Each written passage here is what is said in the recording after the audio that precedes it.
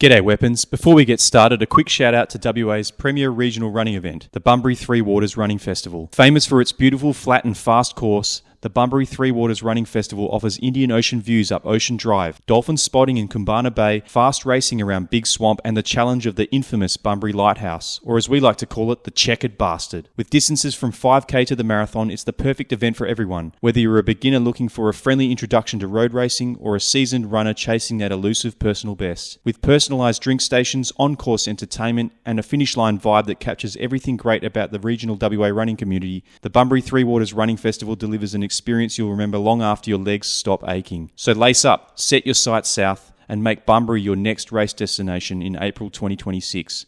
Find out more and enter now at runbunbury.com.au.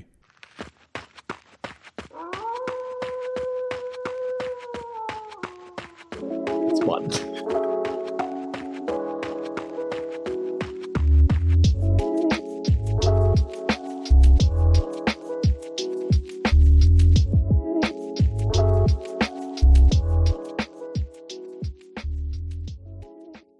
Hi everyone and welcome to episode 103 of the WA Running Podcast as we record on Monday the 12th of January 2026.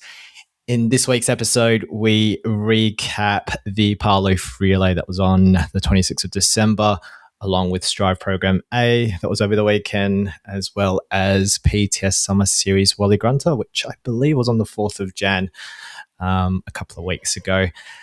We have our usual Simon Says, and we have our weapons of warp. Across my screen is someone who I believe has been a good boy over the last couple of weeks and over the weekend, didn't lose any teeth. I don't think so anyway. Chris the Metronome Shaw, how are you, mate? I'm really well, mate. No teeth intact, fortunately. Haven't fallen off any ledges or had any altercations with anyone. So, no, very happy to have a full set of teeth this week. Going to be all smiles. Yes, I could see all your teeth. It's very good. Happy New Year, mate. How has your festive season and break been? Very relaxing. That's good. Yeah, it's been really good. Had a nice break from work. Spent more or less all of our time here at home, just kind of pottering around the house and going fishing down the river and doing stuff like that. So, super chill. Glad to be back at work though. Have been seeking some routine, I think, and had to wean myself off of midday naps. It's good to be back in a routine, and the running's picking up too, which is positive. How about you, mate? Good. I'm still on holidays, so I'm not back until next Monday, so I have no concept of time and place. I am looking after Miata. So Miata had VAC swim sort of over the last sort of couple of weeks, which is why I've got time off work. And I think how VAC swim works is like you put in an application to get her into VAC swim, but you don't know what time slot you're going to get. So I decided to take time off, and turns out her time slot is 3:40 in the afternoon. So I probably could have just gone back to work, but that's okay. I'm hanging out with her while Linda's back at work already. So I'm running out of shit to do with her. That doesn't involve watching episodes of Bluey, or there's this new TV show called Hey Dougie, which is kind of like this scout type cartoon, which is kind of batshit boring. I prefer the Bluey, but we've exhausted Bluey. So we're trying different activities, making shirts and arts and crafts and shit. But this week's going to be a rough one. And looking forward to a bit of routine, I think. And with Linda going to work and leaving early, I'm having to resort to 4:30, 5 a.m. runs, which, although there's a bit of light at 4:30, it's pretty excruciating to do any form of running that early in the morning. So especially when you're on holidays. Yeah, exactly. Yeah. So I am trying to convince Miata to go for naps, but she's refusing that at the moment. So it's a long slog. Including today as we record tonight. So, but how's your running been? Because I think last time we recorded, I think you may have done a session. I can't remember. You may have done a session, or you were going to do sessions. So how's sort of the recovery going, and are you back up to speed? Yeah, I think last we spoke, I did one session.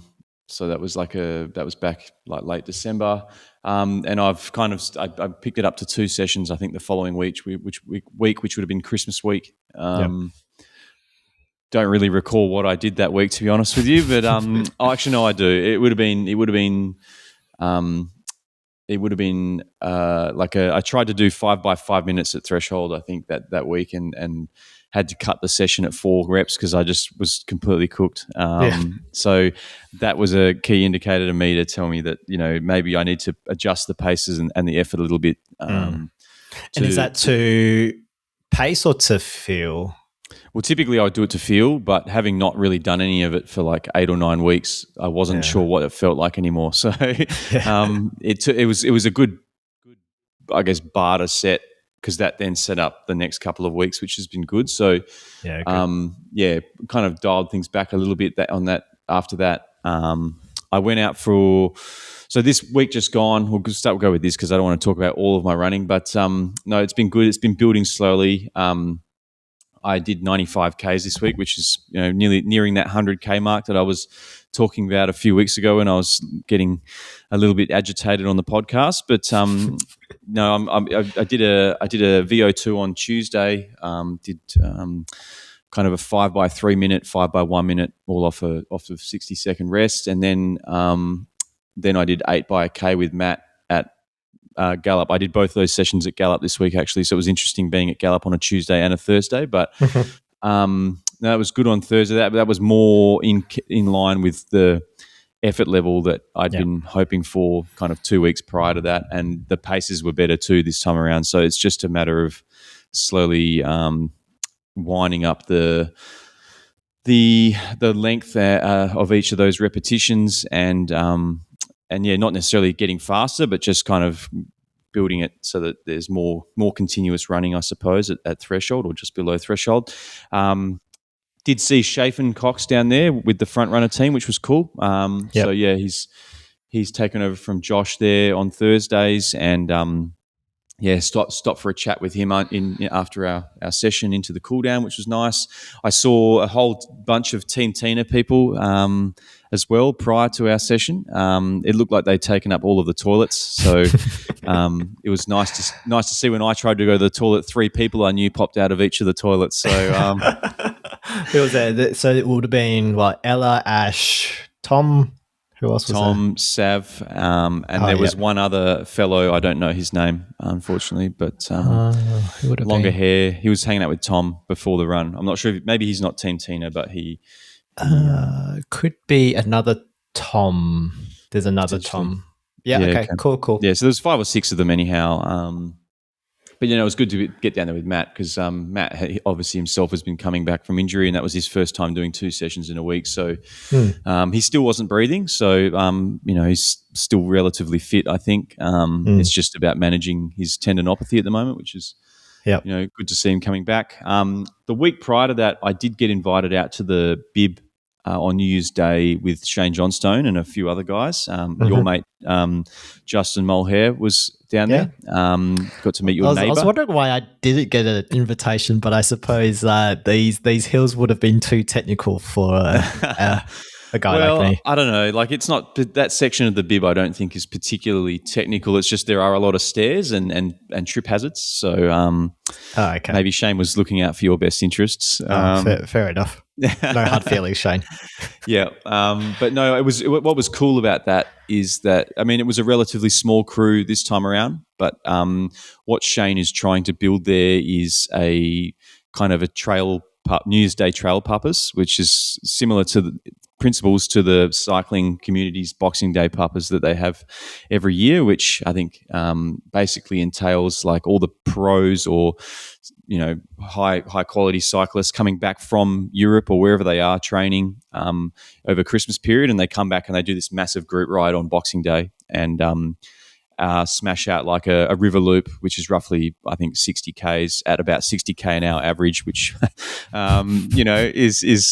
bonkers. But no, that seems like a really cool thing that they've been doing for a few years now, and Shane's trying to set that up. So what he's I think hoping to do is next year make that a bit bigger. And Sure.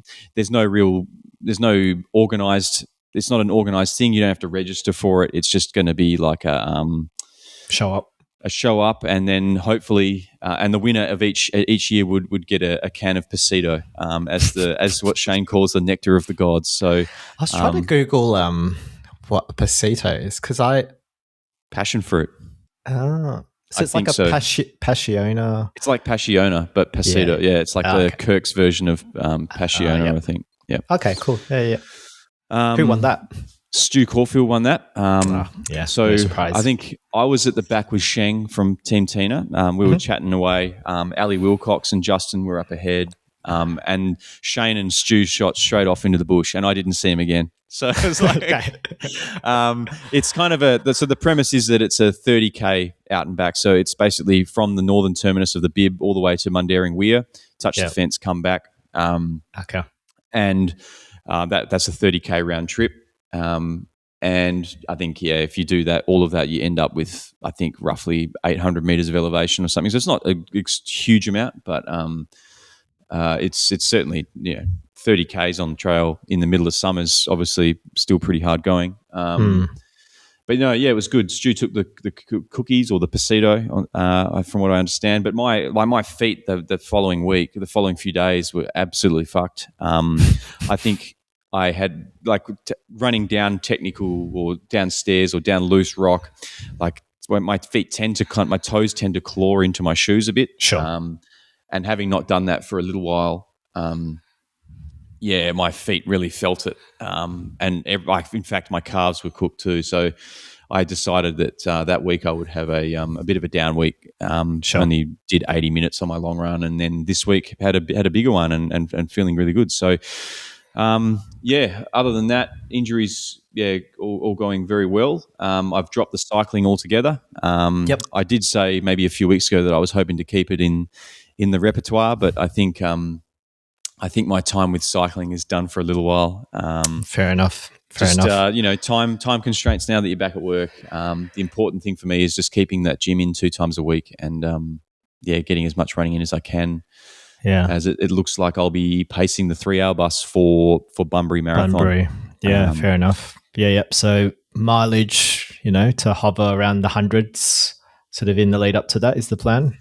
We'll see what happens. Like I think I said last year when I was training for Gold Coast, that I would probably do about 130 Ks a week, but I think that ended up climbing. So we'll see what happens. I would like to also, I don't want that to be my primary focus. It obviously will need to concentrate and be fit enough, train to be fit enough for it. But I'm quite confident that I can do that after a couple of months of training. And I think the idea with the view to then moving into a half marathon sometime in May, hopefully, which would be the A goal if I'm in a position to do it.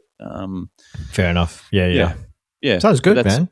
That's good. It's I have signed up for Transcend, so I think we've talked about it a fair bit off the show. But since we last recorded, I have signed up for Transcend, so I'm very excited about that.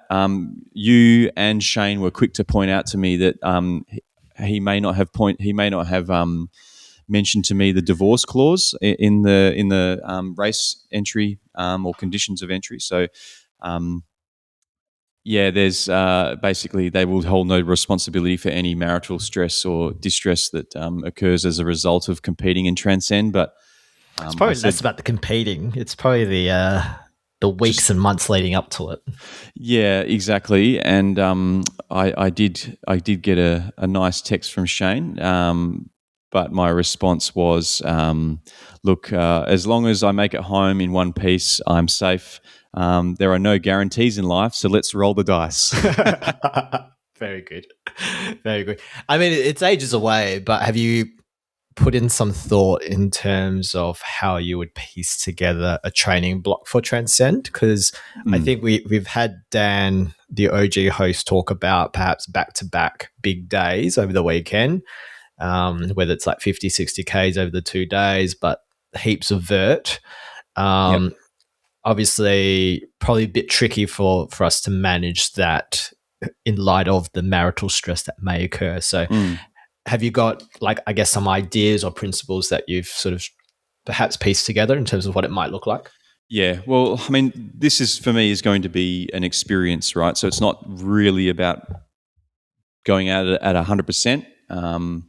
It'll be going out and trying to enjoy myself. So first thing off the bat is to not train too insanely for this. Like, that's been one of the conditions of my year this year, is that I'm electing not to do any marathons, and so therefore I'm not going to throw myself into the deep end like I did ahead of Gold Coast last year. So I don't want to train quite like that, where there's like kind of very narrow focus. Try to be more balanced in my life generally, rather than solely focusing on one goal, singular goal. So yeah, look, in terms of how my training will change, if I do HBF or Joondalup, then that would leave me with June, July, August, basically. So more or less 3 months of more specific training for Transcend. So in the next few months, I hope that, my long runs, I'll start to integrate more elevation because I'm wary of adding too much load too quickly. So as my Ks rise, I'll slowly increase once I get to like a plateau point on my Ks, then I'll start to raise the amount of elevation that I'm doing, so that I'm not changing too many metrics at the same time. And then once HBF comes around, the idea is that I will start to I'll probably drop a VO2 session, maybe, or maybe really wind it back to quite a short session, but then start to focus on. I won't do the back-to-back long runs. I don't think I can make that work. Like Maddie and I generally, we have an agreement that like one morning is her morning on the Saturday, or whether it be Saturday or Sunday, and one morning's mine in terms of our running goals, or whatever goals that we might have on that particular morning, whether she's running or not, whether I'm running or not. So there'll be one long run typically, as we would always do. But I think I don't want to run a long run on Monday, because I won't be able to function at work all week. So the likelihood will be that I will do a Wednesday or a Thursday long run as well as a Sunday. But would have to, obviously that's going to have to fit in around my family and make sure that I'm there to take the kids to school and stuff like that. So how I do it, I'm not exactly sure yet. But the thinking is that for Gold Coast, I would typically do like a 2 hour, like towards the peak of my run, I would be doing 2 hour long run on Wednesday, and then a three or more hour long run on Sunday. Now that I'm training for like a potentially 8 or 9 hour race, maybe that Wednesday is like 3 hours, and the Sunday might be 4 to 5 hours. I don't know, but like I'll have to figure out. That's probably going to result in me getting up at 3 o'clock in the morning to actually get that done. So, yeah, I'm looking forward fun, to. Doesn't it? In the middle of winter. I know, but no, like I don't want to. Like I said, I don't want to train too crazy for it, but also appreciate that in order to actually have a good time, I'm going to have to condition myself, and so the gym will help, but regularly running on not necessarily just on hills, but on loose surfaces will be really beneficial. I don't plan on getting on treadmills and running up 10% gradients for an hour or anything like that. That's too much for my. I'm not going to be doing Mount Street reps. I'm not interested in that. And to be honest with you, I think Mount Street reps maybe help, but you'll attest to this. Like, none of the terrain that you're running on in Transcend is a smooth uphill climb. Like, it's completely different. So, it's going to be loose surfaces. It's going to be wet. It's going to be muddy. And so, like, I think, while those things will maybe give me some strength, I don't think that those are going to be the things that define my ability to execute a well-rounded race experience. Sounds good. I mean, it's going to be very exciting this year. You guys obviously registered for the team relay as well, which is really good. I'm trying to remember if we confirmed who we've locked in for the team relay. We've confirmed it, but I don't think we've announced it.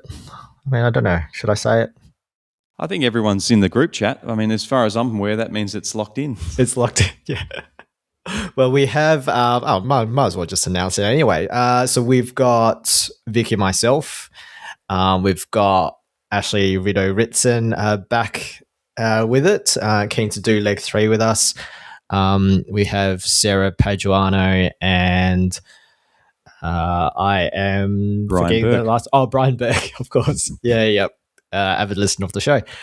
So yeah, that's our team. So yeah, pretty committed bunch of folks who will work pretty damn hard on their respective legs. And look, I think we're going for the mixed team relay win. I think so. Yeah, pretty excited for it. To be honest, I actually think I'm the weakest link of the team, so I better do some fucking hills over the next 8 months. But yeah, no, really excited for it. Really enjoyed last year's Transcend. Like it was a mint day anyway, and so it kind of made the experience all the better. But yeah, no, really excited to get back out there again, and Shane puts on a bloody good event. So yeah, I guess we'll be, following our journeys from 2 different experiences. One person doing the full thing solo, and the team relay aspect as well. So should be good to go. Yeah, well, I mean, you should all be ashamed of yourselves if I beat you. So that's definitely not going to happen. But no, that's good. I mean, in terms of training for hills, I mean, you have been doing some hills, right? I think Tina's got you doing Rocky Fartlex out at Bold Park. Yes, yeah, doing lots of hills every Thursday. So I know you guys were coming back from injury, but I wasn't at Gallup anyway. I was either spending some time at Kings Park or Bold Park on alternate weeks. So yeah, that's been the case for the last, I can't remember how long now, maybe 4 to 5 weeks now. So yeah, it's pretty miserable, as someone that is coming to terms with their allergy to hills, but I am feeling the difference because there is this loop around home that, look, it's a 12K loop and it's 120, 130 meters of elevation. So it's nothing crazy, but I used to dread doing that loop because it involves going up Ocean Reef Road. And within a kilometer of that road, it's about 40 to 45 meters of elevation. So it's a decent climb, but I used to struggle going up that hill.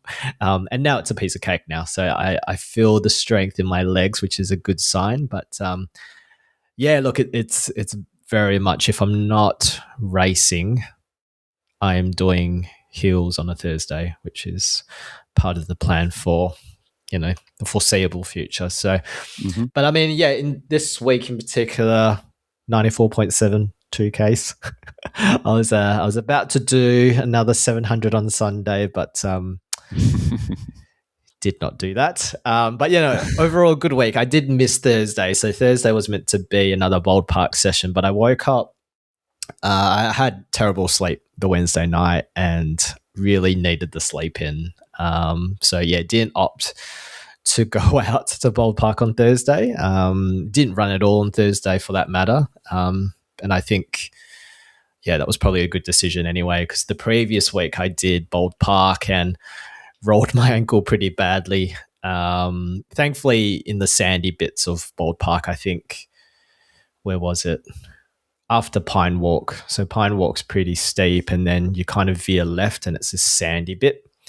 And I wasn't paying attention. I was actually looking at my watch because I didn't know where I was going for the fartlek segment, and then I just rolled my ankle. So took a couple of days to recover from that, but was not too bad.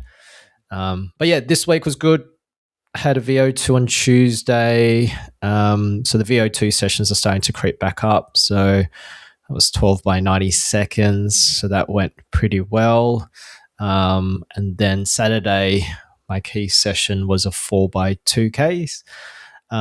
Saturday sessions for Team Tina are classically tempo sessions, but during the summer, she sort of amps it up to a threshold type effort. And for some of us, it's even faster than threshold. So she's been getting me to aim for anywhere in the 330s, which it's pretty much my 5K efforts, to be honest. So I'm working pretty hard, and it makes the coffee bet that I have with Dan very difficult if the expectation is the first rep is fast.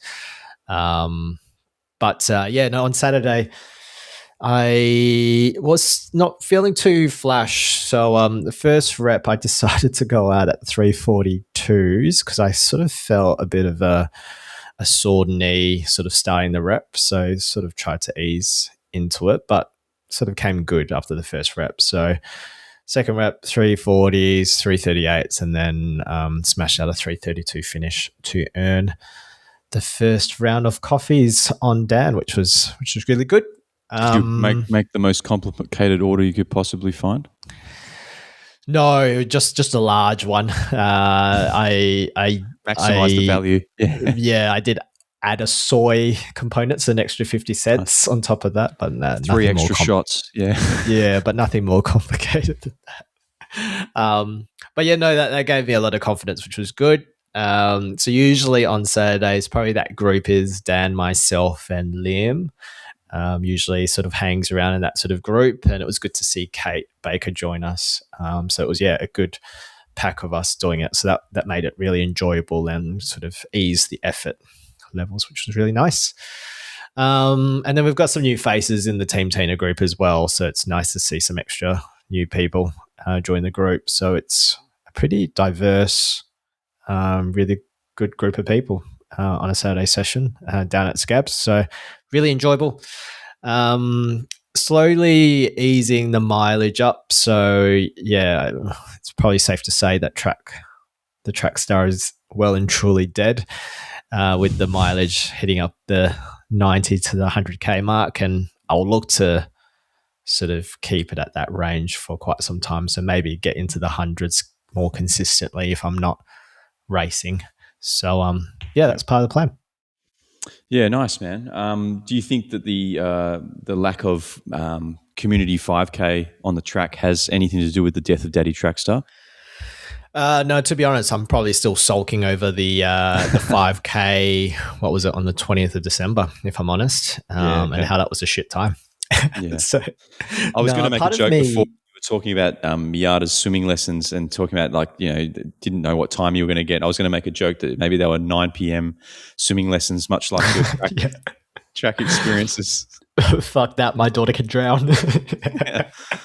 No, I mean, no, irrespective of that shit race, I think I have struggled with all the sessions post a track race. So even though I don't pull up necessarily sore or anything, any workout that involves a threshold or VO2 type effort, I just get lactic instantly, and it just becomes a really shit session. So whether it's good for me or not, I don't know. Well, I mean, you look back on it, right? So this weekend you did the 4x2. Have you done that session previously in the last couple of weeks, or? It's always been variations. Yeah. Okay. So of that, yeah. If Dan's been buying the coffees, or if you've been buying the coffees, in the last few weeks, maybe you've been going out too hard in the first rep, and that might be why you're feeling lactic. True. No, but in saying that, like Tuesday sessions, for example. True. Okay. Gotcha. I can't even, like the splits that I would do on a Saturday, I can't even do on a Tuesday, which is meant to be shorter and sharper, right? Yeah. Interesting. So, like for Tuesdays for a very long time doing track, I can't even hit 3:35s in minute reps or 90-second reps. So, and by Saturday, I kind of come good, but yeah, the Tuesday sessions and Thursdays just are garbage, absolute garbage, and it sort of wrecks with my confidence quite a bit. So, did you have a good Tuesday session this week? Yes. So I did start out at 3:30s because I thought, oh, here we go again, another garbage session. But then, it was good. I was able to, I don't know, I think do 3:15 sort of pace consistently, and sort of 3:10 towards the end. So, I think the legs are now starting to recover a little bit. So, I don't know if I'll do another track event before Hurdies. I think there's a 3,000 I could potentially do. That's on next Friday. Is it? Oh, this Friday. It's the 16th. Okay. I think there's another 3,000 at some point in Feb, or towards the end of Feb, that I could potentially do. But I don't know what the point of that would be. Yeah, so no more real focus on track then. What's the next goal? Where are we going? Where are we going to take the fitness in the short term? So I'll do another 5K attempt at Point Walter, 22nd of Feb, somewhere around there. I've got Matilda Bay this Sunday, actually. It wasn't part of the plan, but Tina has put it in the plan, so I'm going to roll with it anyway and do it. I think she must have gotten confused because I had listed sort of my 2026 races and sort of marked which ones I'd do. And I did list Matilda Bay, but I didn't mark it off as something that I would do. And I think she just made the assumption that I was going to do it. So that's fine. I haven't done a certified legit 10K effort in quite some time. Actually, probably not since John Gilmore 2024, like 4 weeks after I joined Team Tina. So it's been quite some time, actually. So it'd be good to get a benchmark reading as to what the 10K time would be. I thought I'd get it at Frio, the team relay, but I didn't hit the 10K mark at all. So yeah, look, my game plan coming into that will be, I think, 340s to start and then see what happens. Nice. And I think if I maintain 340s, it's just under 37 minutes, I think. Yeah, sick. So what's the weather like on Sunday? It's not too bad. Usually it's Sunday, like 35, 40 degrees and windy, but I think it's 20 something. Yeah, minimum of 16, max of 28. So, and looks like the morning, the wind will drop off around 8 o'clock, which is nice little. Starts at 7. 7, okay. Yeah. I mean, it's getting lower. It's not bad.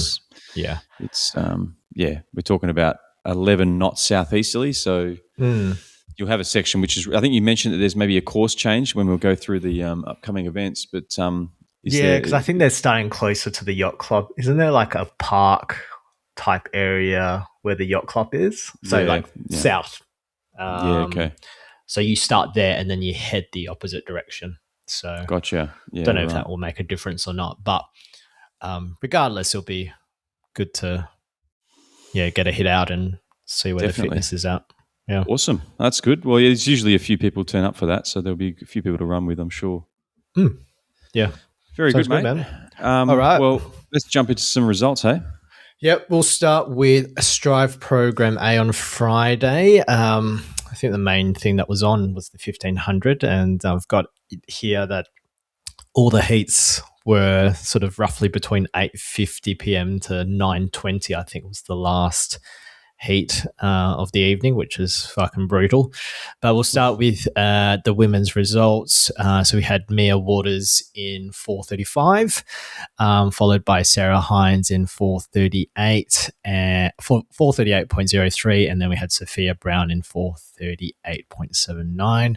I think we had Sinead coming back from her holiday in Adelaide to see family, run a 1500, ran a 4:41. Perhaps not too happy with her run there, but I think we can blame the 9 p.m. start time on that, I think. Sinead, that's well past your bedtime. And then in the men's results, we had Smithy running a technical world lead time of 3:47.39.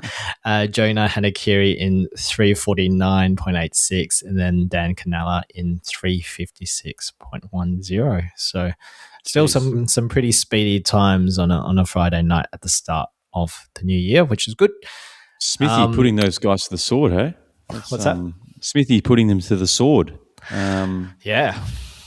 Certainly wouldn't have thought that the 1500 would be his strength, but that's amazing. That's very good from Smithy. Very good by Smithy. Yeah. I think is he, when we were talking to him in the lead up to Perth Running Festival, he's looking to smash his 5K time, isn't he? Yeah, he wants to run a sub 14-minute 5K. So and I think there's only one or two other people from WA that have done that before. From what he was telling me, I may be mistaken there, but yeah. So I think one of them is Rambo.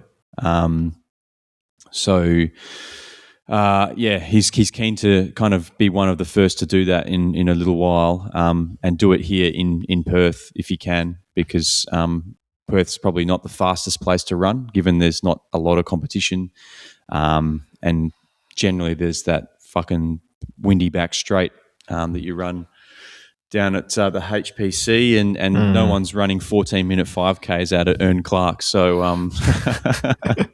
yeah. True. No, it'd be good to hear. I did hear a whisper actually that I did hear a whisper that maybe Rambo is going to be running a 5K, a 5,000 meters. Interesting. Which would be interesting to see what that looks like on the track. It's been a little while since we've seen Rambo run. And hopefully Smithy can hold on to him and sneak under that magical 14-minute mark. Very exciting.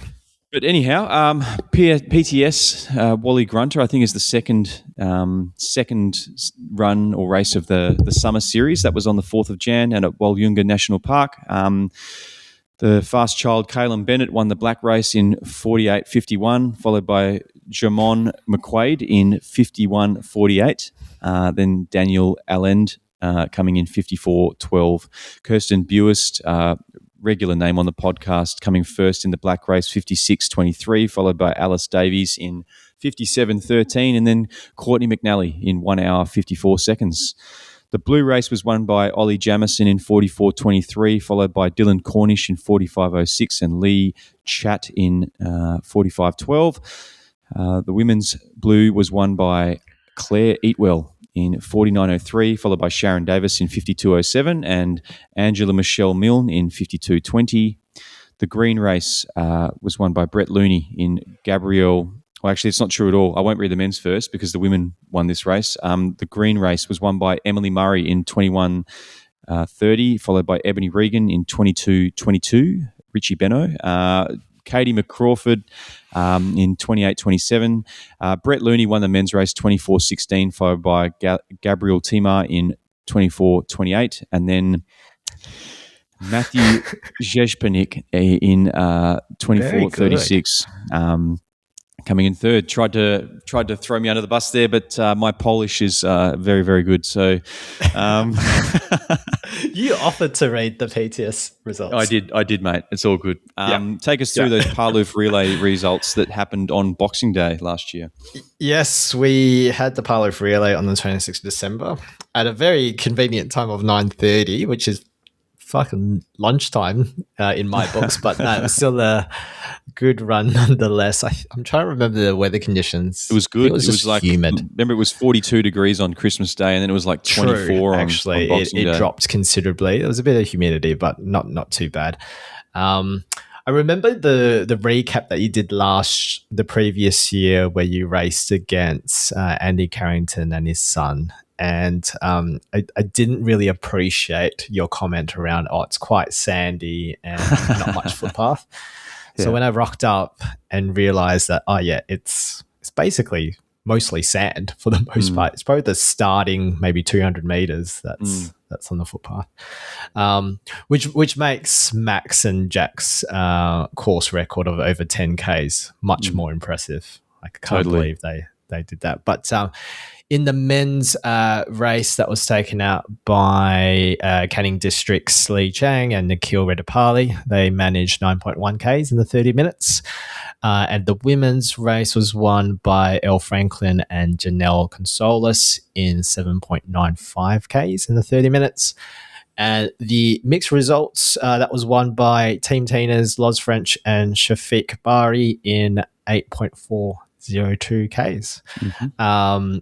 Pretty close race in the mix. So myself and Ella, we were only 2 meters behind in 8.4, and I think Gareth Jones and Carol Lorand, they were literally where I was when we finished. So very close there. I'm trying to remember the race itself. I mean, Did you go first or did Ella go first? I went first because we thought that in the time remaining that I would start the last leg before time runs out. So to try and maximize distance, I would go first. So then I would potentially start my fifth rep, I suppose, before time runs out. Ella's joined Team Tina in the last couple of months. So she's shown some very impressive speed, as you probably would have seen her Tuesday sessions potentially when you're running around your area on a Tuesday.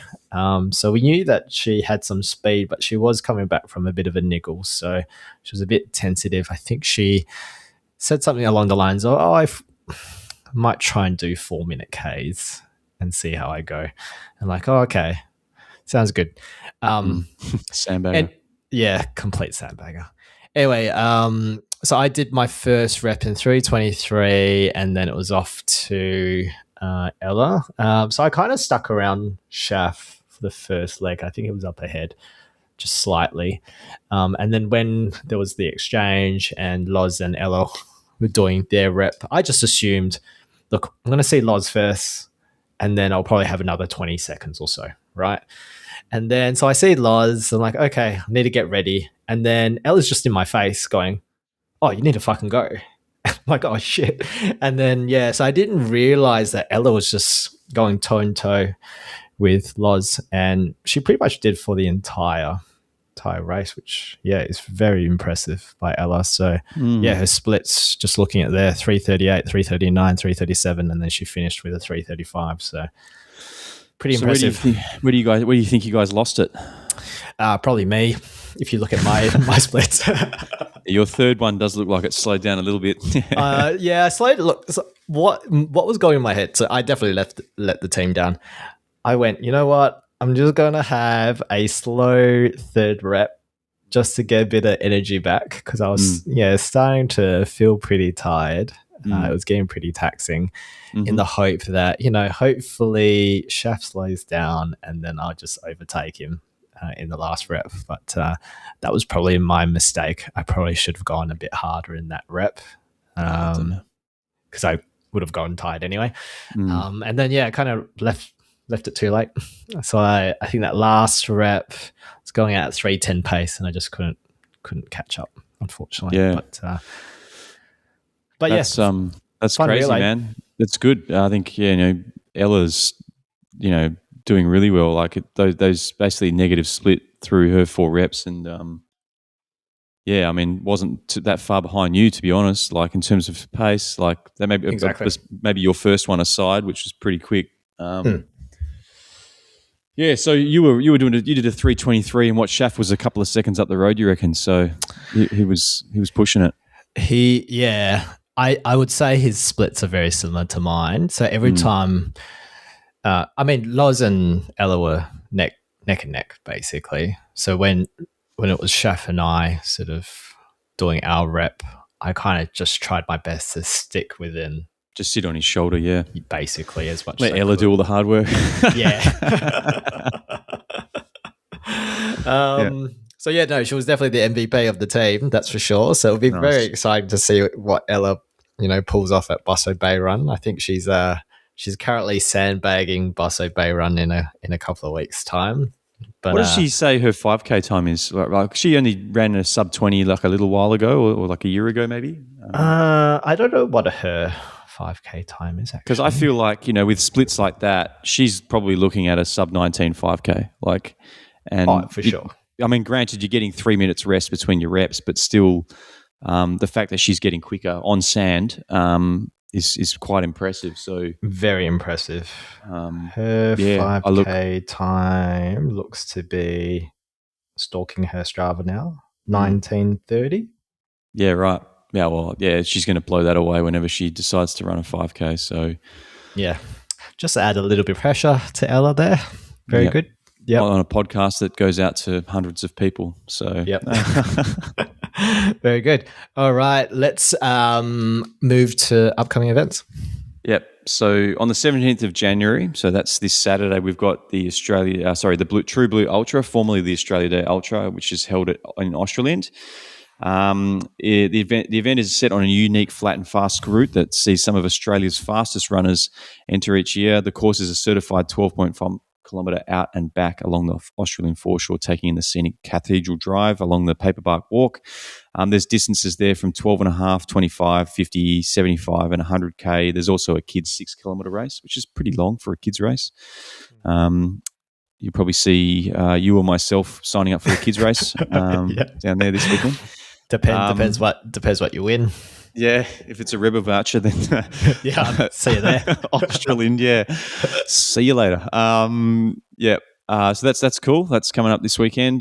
We've got the Matilda Bay Run, as you said. There's 4 and 10K options there down at Paul Huslark Reserve in Dalkeith.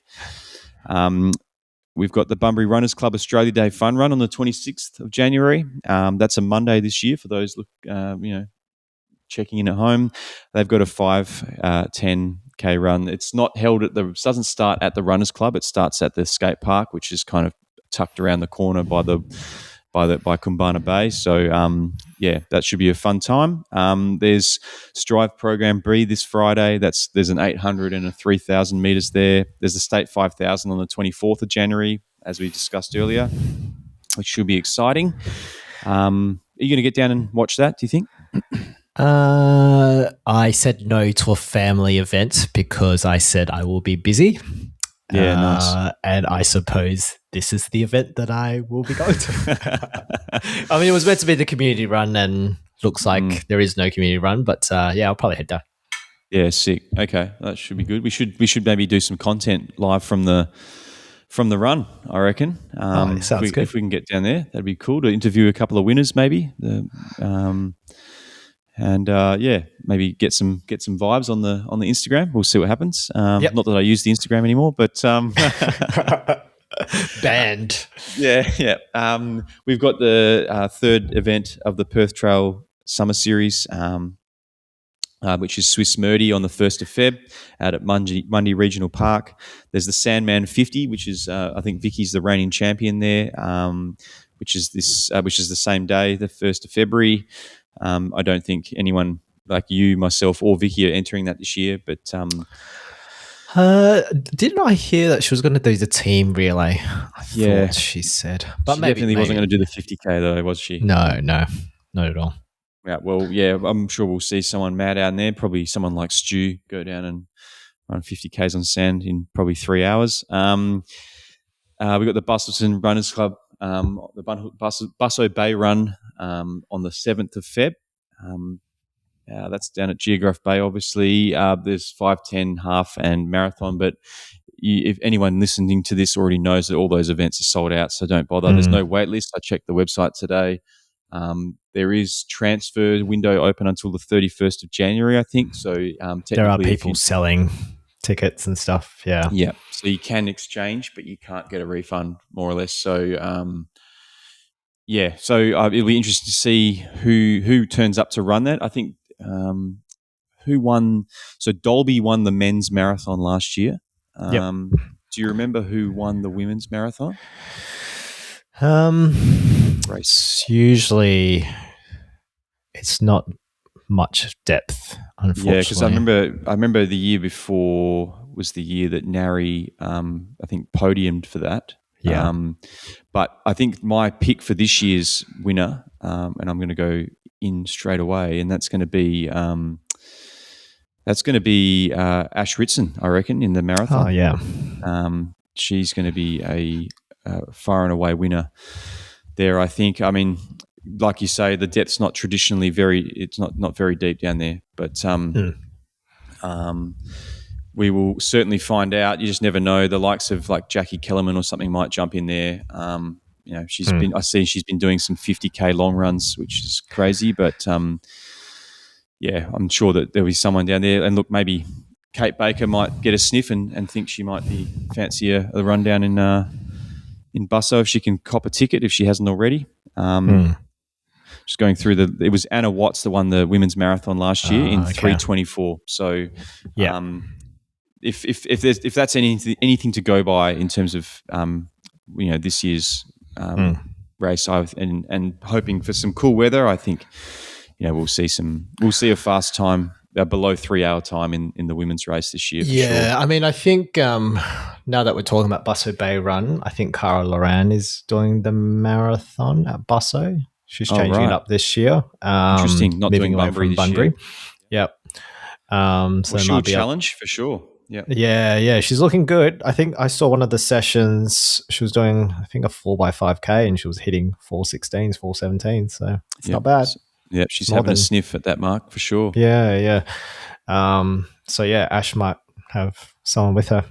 It'll be nice to have at least somebody to run with for both of their sakes, I guess. It's better than running it solo. Yeah. And I think we had Carlos doing the 120 half marathon bus, pacing a couple of double guys. So if you are doing the half marathon and you're at that sort of time goal, then get on the boss train, and hopefully he'll steer you to a sub 80-minute half marathon. Exactly. I think he's probably a week or two away from having a baby at that point, so this might be the last hurrah for Carlos. Before he gets into the trenches of fatherhood, that's for sure. Yeah. No, very good. And then finally, we've got the John Forrest Trail Run on the 8th of Feb, which I might jump into there. That one was good last year, had fun there. It's a good little... I mean, it's not particularly technical trail, but it's fairly up and down, quite undulating. So good to have a blow on the trails out in John Forrest. So Simon says we've got Warp Admin here. There's not much on the list here, but there is an event coming up on the 31st of January. Yes, I think you put this on my list, so you probably know more about it than I do. No, we will team up with Bix Kalamunda again on the 31st of Jan, so a Saturday run, meeting up at 7:15 at Bix Kalamunda for a 7:30 start. I think we were talking to Vlad over the weekend. I think we're going to try and do a more of a flattish type trail run. Maybe like a 10K or thereabouts out of back. That's right. It's kind of the game plan. So, look, big fan of Bix Kalamunda. Every time I go there, I seem to buy a shitload of stuff. So, bring your sneakers and bring your wallets. Absolutely. I mean, if anybody hasn't been out there yet, it's worthwhile getting down there and just having a look, because obviously supporting a local business is a big thing, but Vlad has set up that shop quite well, and if it's quite a overwhelming experience seeing all of these race bibs kind of lined up on the wall that Vlad's collected over the course of the last 15 years or so, and all the medals there, and this new release of singlets that I saw you send me some photos the other day, which are pretty hot looking. So if you haven't got one of those big singlets yet, you're not doing yourself any justice. So get up there, come along and say hello to us, and I think Vlad's putting on coffees afterwards, so that'll be good as well. Very good. Looking forward to it. All right, Weapons of War. So I ran 95 Ks this week, so I'm in relatively good spirits. So I'm not going to call anyone out this week, but I'm not going to be a meanie. We shall see. But no, I did see a lot of amazing things actually go on over the break. I saw some midnight marathons. I saw some kind of 4-hour long runs in the summer heat, and I saw a lot of either 20.26 or 26.26 runs in the new year to celebrate, the current. Yeah. Do you know how in the last episode we talked about Sean Hall? I think it was in the UK. He did like a 50K run, but then his watch stopped and ran some more. I haven't looked real close, but it seems like every couple of days he does a 50K run while in the UK. So I don't know if he's on holiday or anything, but he's definitely making the most of, everyone's happy in the household, go out for a 4-hour, 5-hour run every couple of days. So bloody impressive work by Sean. Impressive work both in a running sense and in his relationship. So might need to slide into Sean's DMs to ask for some tips. Yeah, precisely. All right, so there's a few cool ones here. We've had Ambrose Foley running a 2:45 at Ibusuki Nanohana Marathon over the weekend. He ran a near 30-minute PB. I think he ran 3:13 at Sydney in 2023, and Wow. and smashed out a 2:45. So congratulations to the big horse, Ambrose. He did say that there was nothing in his eyes. He's not crying. He's just had something in his eyes. But as you and I know, and a few others, it's not uncommon to shed a tear at the finish line of a marathon. So congratulations, Ambrose. Well done, mate. We had Kate Timmons run 41 kilometres on the Heritage Loop for her birthday over the weekend, reflecting that these kinds of activities are only getting harder as we get older. Will I do 39 kilometres on the 8th of March? Well, we'll just have to wait and see. I mean, you could do what Shelley Smith did today, which was, I think, 30 by 30 second reps. 39 by 39 second reps. Yeah. Yeah, no, I've got 9 years on Shelley, obviously. So, not maybe, I think distance is more my vibe. Maybe it'd be like a 39-minute 10K or something. I don't know. We'll see what happens. I saw Claire Franklin going hell for leather on the Revo massage chair. 10 minutes driver activity for the ages. Hope the calves are feeling good, Claire. Not one I've seen before, but no doubt that'll trickle down to the athletes and the team as well. We had the WAMC Young Legs 2024 recipient Adam Howarth run a 12:25 a.m. graveyard shift 17-kilometre run on Sunday morning. Is Adam a vampire? I'm pretty certain he might be. Do you know where the start and finish of that run was? Maybe it was just out night on the town and just jogging home. Oh yeah, it's possible. I think it looked to me like it was up and down a PSP, so I'm not sure exactly where Adam lives, but or frequents in terms of where he goes running. But it wasn't going from morgue to morgue, I hope. No. And then obviously over the weekend we had the annual 24 park runs in 24 hours. I saw Russell Poore, Faye Edwards, Shelley Smith, as you mentioned, and many others taking part in that. Not everyone did all of the 24 runs, but kudos to anyone who sat in the van for more than a couple of hours. That's really the true test for the love of this sport. So $12,492 raised for On My Feet. They were hoping for a target of 15K, but I'm sure that there's still links available that we can share to get those numbers up. It's closer to the 15K mark ahead of the closing date. I mean, we had, I think Shelley had messaged a couple of days, or over the weekend, saying that Liam Fury, who I don't say Liam enough times, but I could swear he looks an older version of you. But Shelley commented that a significant amount of his 24 park runs in 24 hours were under 20 minutes. That's crazy. Which included the last park run. He ran that in 21 minutes. So pretty impressive stuff by Liam there. What's that? 120 Ks at under 4 minutes a K. It's fucking ridiculous.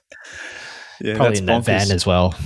Yeah, the van. I mean, you'd be breathing in people's vapors for sweat vapors for a fair amount of time. So to be able to get enough free air to be able to produce a 20-minute 5K is incredible. But hopefully everybody was behaving themselves on that bus. But no, that's great. That's for the week, right, mate? We've started 2026 with a bang. Unfortunately, Vicky's not here, obviously, but we're looking forward to having her back next week. Mm-hmm. I think we've got the Bunbury series starting soon, which we should have mentioned earlier, but looking forward to kicking that off with an interview with Ash and Alice from the Bunbury Runners Club as Alice trains for the half marathon. So we'll get in touch with them in the next couple of weeks, do that. And then we're looking to broadcast maybe some of the Koombana